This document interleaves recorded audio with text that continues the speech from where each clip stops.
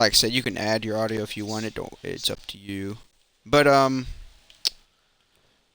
I'm lagging again. So the spiritual world, right? Kind of gets into some interesting thing. It can be heaven and hell. But the way some of the biblical writers thought about the spiritual realm is that some of it can interact within the physical realm, right? So like God is a spirit being, but this spirit being can also, um, in one way, be in the material realm, right? So like this is like the story of Jesus as God in the spirit or in the physical realm, even though he's a spirit agent. Or stories about like Mary, when Mary is told that she will have, she's going to carry the Messiah, the virgin birth, right? She's told by an angel. And one of the more important details is an angel in the Bible is not necessarily a thing. It's not what you are, it's what you do, right? So like an angel means a messenger. So, but that doesn't explain what it is. What is an angel? Well, an angel, according to the Bible, obviously, as I said, is nothing more than a messenger. However, what is that messenger? Well, the word in the Hebrew Bible is the word Elohim that we translate to gods or God, and that's so. And I this is where the wordplay here is really important. I don't think that there's other gods. However, when I parse that with the Bible, the word God and gods is used, because like because really what we're asking is monotheism and polytheism, and these words, these terms didn't exist in the times of the biblical writers. So there's one God. However, there's other spirit beings, and that's what these other gods, quote unquote, are. Uh, exactly. Yep. That's why like a lot of people will just say they just simplify it and say angels and demons, which is fine, but it's not technically correct because like another way of saying it is like where do demons come from? Someone might ask something like that. The way, because a lot of people, yeah, so like a lot of people will say exactly what you're saying. It's fallen angels. However, that's not actually correct. That's not actually how the Bible describes it.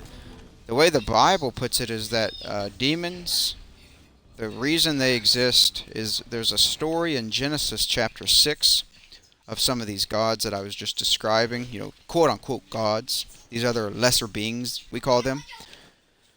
They entered the physical world, and when they entered the physical world, um, they mated with women. Oh, right behind me. I'm trying to get C real quick, but these beings entered the physical world, and when they entered the physical world, they mated with women, and the result was what we call Nephilim. And when one of these Nephilim, so the word there really just means giant. Just really, that's really what it means. It's just a giant, some hybrid. Hybrid god, hybrid human. Yeah, now that's, uh-huh. Yep, 100%. For sure. Yep. Mm-hmm. Yep.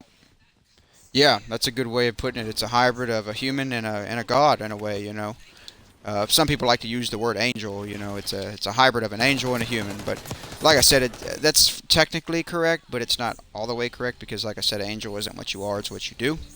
But still, you can certainly describe it that way and have no issues. Um, but yeah, you're right. Supernatural. That's a one way to go about it for sure. Um, but so that's the Bible's explanation of why demons exist. That when someone killed a Nephilim, and this is like we're into the days of like Moses and Joshua. Um, Moses and Joshua were against these things. And when they killed one, this is where demons came from. So a demon, to the Bible, is a dead Nephilim. That's where demons come from. Uh, so very interesting things. Now, I have things on my channel. I kind of go over this a little bit too. Is this story meant to be literal, right? Because like one of the issues is like if giants existed, then where are they? Like where's the evidence of giants, right? Like you would think that we would have found their bones or something, but we don't necessarily have their bones. So like I feel like there's a couple ways to parse these stories. One way is to say that like, well, these stories with Moses and Joshua are not literally true, but they're theologically true. Like they're just trying to tell you about the spirit world. That's one possible way. But some Christians just say like, oh well, we wouldn't expect to find demigods because Nephilim bones because it was so long ago, and that's possible, maybe, I guess. I don't think that's the best way to go about it because like we have we have a lot of bones over millennia and millions and billions of years, really. Fossilization, I should say. But again, someone could just say, oh, well, these don't have the fossilization because fossilization takes a particular way. So, I mean, again, there's different ways to parse it, but that is what the Bible says about why demons exist. That's how evil entities came about in the world. The rebellious gods, right? They rebelled against the high God, Yahweh. Yahweh is the God of all gods, the El Elyon, the Most High God in Hebrew. And this is what Jesus is in the in the New Testament. He's the second part of that Godhead, right? So that kind of gets into that Trinitarian thing that we were kind of talking about earlier. But that's one way to go about it, But yeah, absolutely. Hopefully that answers a little bit of your question about the spirit world. Oh, I can't use my helicopter yet. There it is. Absolutely. Yeah. Oh, are they really? I haven't got to use one yet.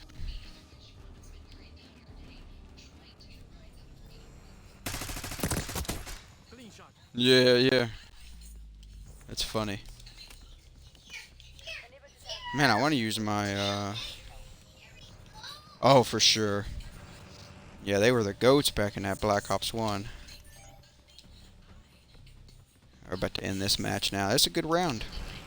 I think the other team just gave up here. There it is. Yeah.